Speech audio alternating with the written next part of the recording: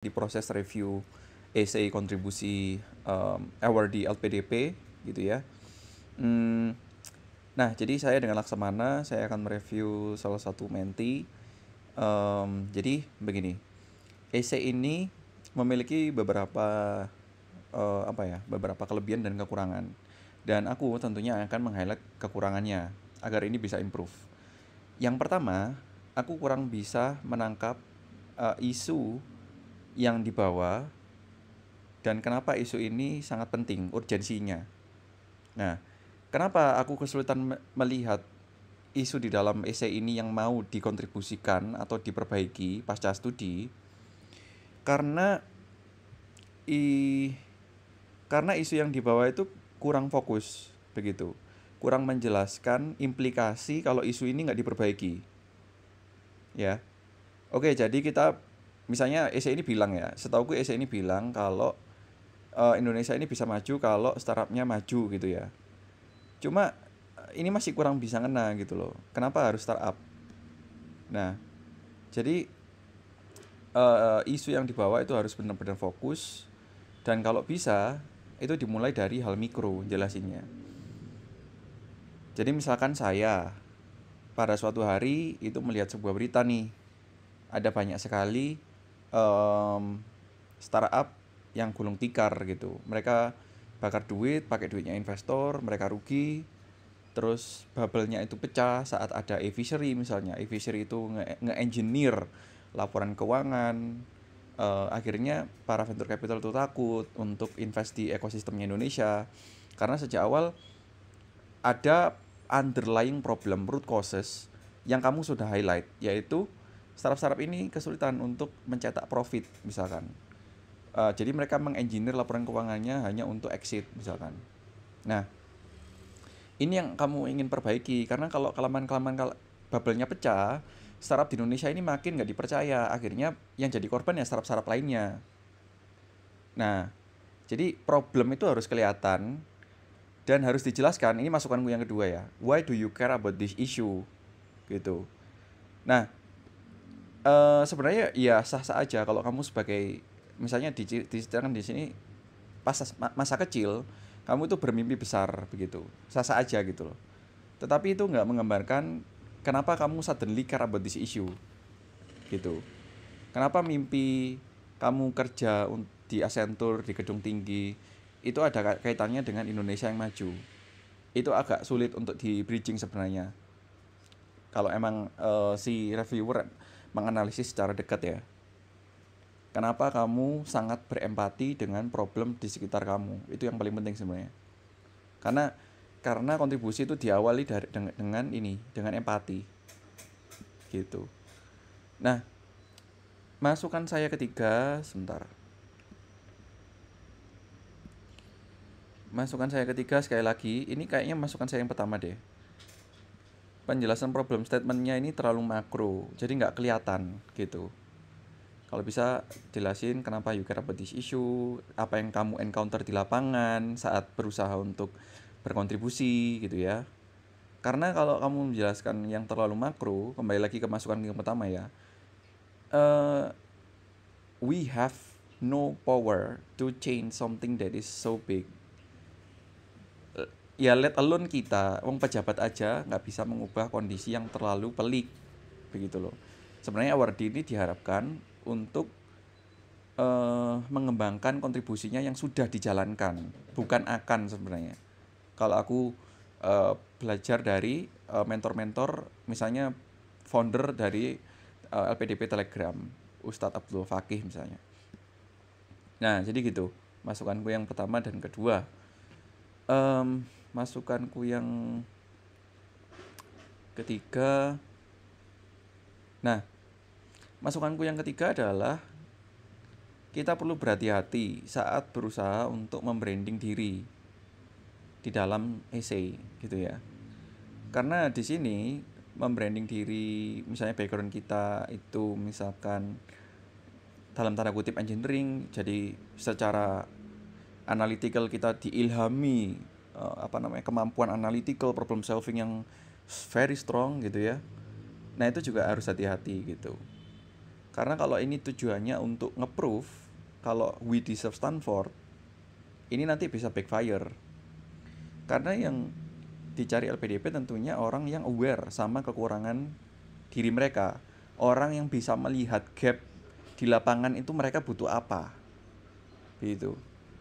Jadi harus hati-hati saat mau membranding, kecuali memang dibutuhkan di konteks tertentu begitu.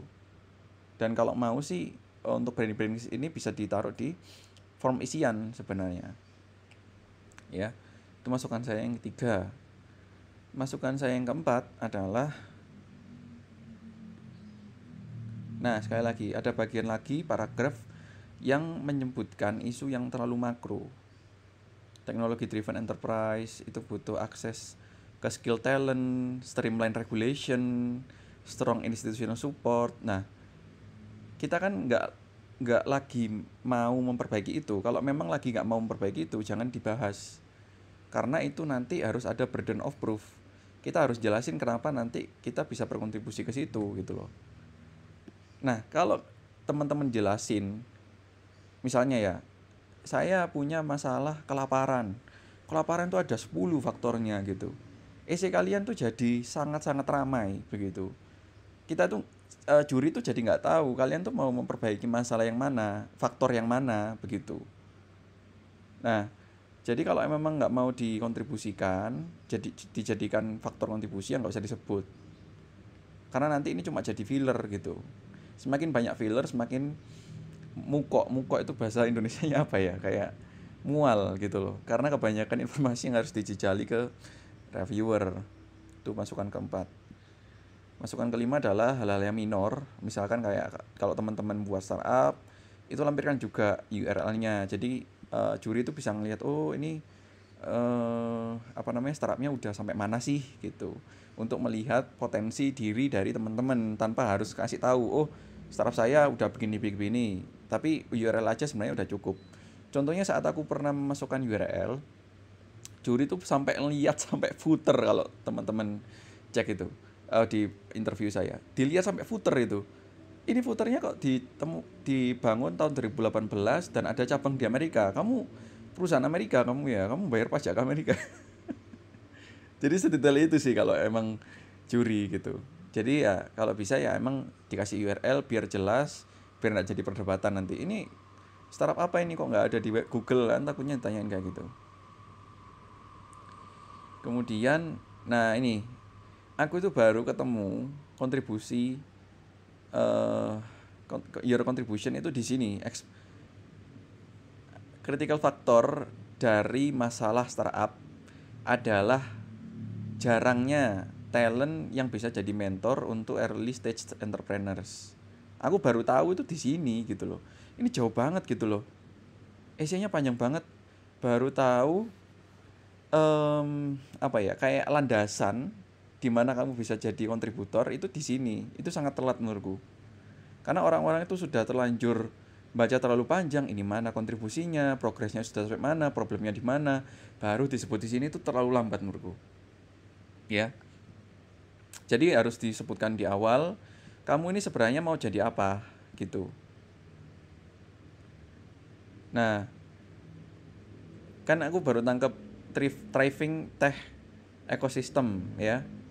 Dan penulis ini mau jadi pembuat ekosistem mungkin, nggak tahu, atau mungkin jadi apa, aku juga nggak tahu. Nah ini yang jadi masukanku yang kelima.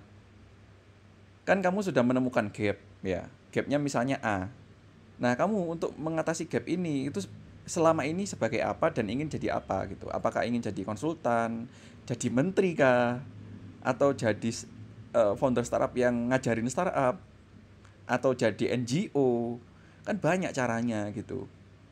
Nah, baru kalau kalian misalnya mau jadi pendiri startup yang ngajarin startup dan mencarikan pendanaan untuk mereka, gapnya itu apa? Disebutkan, dikasih nomor.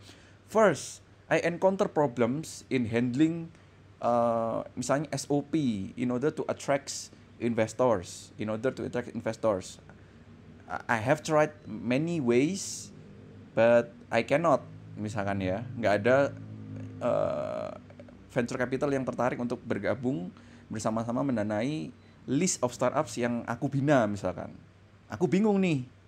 Nah, keresahan itu dibawa untuk jelasin kenapa kamu butuh Stanford, kenapa kamu butuh kuliah LPDP. Kalau ujuk-ujuknya jelasin kurikulumnya LPDP, kemudian ujuk-ujuknya jelasin apa namanya? Jelasin kurikulum, jelasin fasilitas. Ya kayak kayak kamu ini, kayak kamu promo tentang kampus jadinya. Misalkan gini, oh ya di UI ada program apa ya? Bengkel startup. Bengkel startup ini bagus. Nah, karena ini bagus, nanti saya bisa belajar ini gitu. Seakan-akan kamu ini menjelaskan kelebihan sebuah kampus dan sebenarnya kamu nggak butuh itu, tapi itu kelebihan, jadi kamu promokan. Harusnya kan dijelaskan dulu gapnya itu apa, kamu itu butuh apa, baru dijelaskan. Oh, untuk ngatasin ini aku akan belajar di sini dengan profesor ini, di kelas ini, dengan fasilitas ini, dengan resources ini, begitu.